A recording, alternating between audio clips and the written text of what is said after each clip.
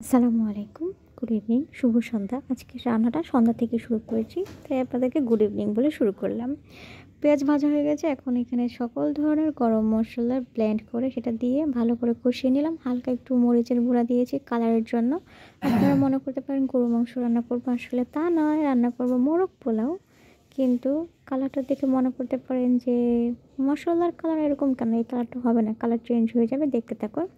আদা রসুন বাটা সব কিছু দিয়ে কষিয়ে নিয়েছি, আপনাদেরকে দেখানো হয়নি তাই আবার একটু দেখাই দিলাম। আদা রসুন দিচ্ছি আর কি। এখন যে মুরগি, কক মুরগি, এটা বড় সাইজের, প্রায় 1 কেজির উপরে যে মুরগি বড় বড়, সেটাকে একটাকে 8 পিস করলে ভালো একটা সাইজ হয়। দেখেন রানটা দেখলে তো বুঝতে পারবেন যে মুরগিগুলো ভালো, বিশাল বড়। ভালো করে কষিয়ে এখন ধনিয়ার গুঁড়ো আবার উপর থেকে দিয়ে দিচ্ছি। আবার যে গরম মশলা বাটা দিয়েছি ওটার পেস্ট মানে পাউডার করা ছিল, সেই পাউডারটাও আবার দিব। বাটাও দিয়েছি, পাউডারও দিয়েছি গরম মশলার। ভালো করে এখন জিরার গুঁড়াও দিয়ে দিলাম উপর থেকে। আমাদের মুরগি কষানো হয়ে গেছে, এখন আমরা রাইসটা রান্না করব, তারপর মিক্স করব। বড় কড়াই, এরকম বড় বড় রান্না দেখতে কার কার ভালো লাগে? আমার ভীষণ ভালো লাগে এরকম বড় বড় রান্না দেখতে আয়োজন। ভালো করে পেঁয়াজটা যখন তেলটা যখন গরম হয়ে গেলো, পেঁয়াজ কুচি দিয়ে দিলাম। তেমন একটা পেঁয়াজ দেবো না। গরম মশলা, দারচিনি, এলাচি, লং দিয়ে দিয়েছি। পরিমাণ মতো একটু আদা রসুন বাটাও দিব। যে এখানে কিন্তু রসুনটা দিচ্ছি আগে, তারপর আদা দিয়ে দিয়েছি, দুইটা আলাদা আলাদা পেস্ট করা ছিল এই আর কি। লবণ দিয়ে দিলাম পরিমাণ মতো, লবণ দিলে পেঁয়াজটা তাড়াতাড়ি নরম হয়ে যাবে এই আর কি। ধুয়ে রেখেছিলাম চাল, এখানে মনে হয় প্রায় 2 থেকে 3 কেজি চাল, 3-4 কেজি চাল হবে, হ্যাঁ 3-4 কেজি চাল ভালো করে ধুয়ে তারপর এখন ভেজে নিব। যেই মুরগিটা রান্না করে রেখেছিলাম সেই মুরগিটা এখন মিক্স করব। দেখবেন মানে চালে একটু পানি ছিল, মুরগিতেও একটু পানি ছিল, তো তেমন একটা আর গরম পানি দেওয়া লাগবে না, দমে রান্না হয়ে যাবে। যেহেতু মুরগির পানির ঝোল আছে, চালের ভিতরেও পানি আছে, একটু পুরোপুরি ছেঁকা হয় না। এই গরম পানি দেখছেন পাতিলটা সম্পূর্ণ দিতেও হয় না, দমে রান্না হয়ে যাবে, দেখতে থাকুন। আসলে যারা পুরাতন রাঁধুনি তারা তাদের আন্দাজ মতো পানি দিয়ে দেয়।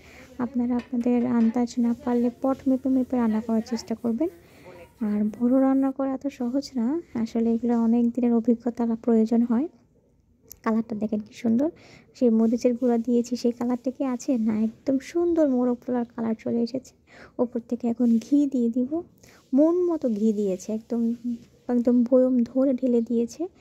একদম দেখুন ছোট বয়মটা দিলাম, এখন বড় বয়মটা ধরে একদম মজা না হয়ে যাবে কোথায়? এত পরিমাণ ঘি যদি একটা মোরগ পোলাওতে পড়ে তাহলে সেটা তো খেতেই ইচ্ছে করবে, শুধু এত টেস্ট আলহামদুলিল্লাহ। দেখতে থাকুন শেষ পর্যন্ত। আমাদের রান্না শেষ, আমরা এখন এগুলোকে বাহিরে নিয়ে যাওয়া হবে, তো এক জায়গায় নিয়ে যাওয়া হবে, তাই এগুলোকে প্যাকেট করা হবে। আবার প্যাকেজিং মানে বক্স, বড় বড় বক্সে, পাতিল ধরে তা নেওয়া সম্ভব না, তাই বড় বড় বক্সে মানে মুরগিগুলো খুব আস্তে ধীরে সুন্দর করে উঠাতে হবে যেন ভেঙে না যায়। আস্তে আস্তে মুরগিগুলো ভেঙে গেলে আর ভালো লাগবে না খেতে। এটাও এই যে উঠিয়ে নিচ্ছি সুন্দর করে, মানে একদম খুব হালকা হালকাভাবে উঠিয়ে সুন্দর করে বক্সে নেওয়া হচ্ছে। এগুলো ঢাকার বাইরে যাবে খাবারগুলো। আপনাদের ভিডিওটা কেমন লেগেছে অবশ্যই জানাবেন। আমার পাশে থাকবেন, এরকম বিশাল বিশাল বড় বড় ভিডিও আপনাদের সাথে শেয়ার করার চেষ্টা করব। আমার ভিডিওটি যদি ভালো লেগে থাকে অবশ্যই লাইক, কমেন্ট, শেয়ার করে আমার পাশে থাকবেন।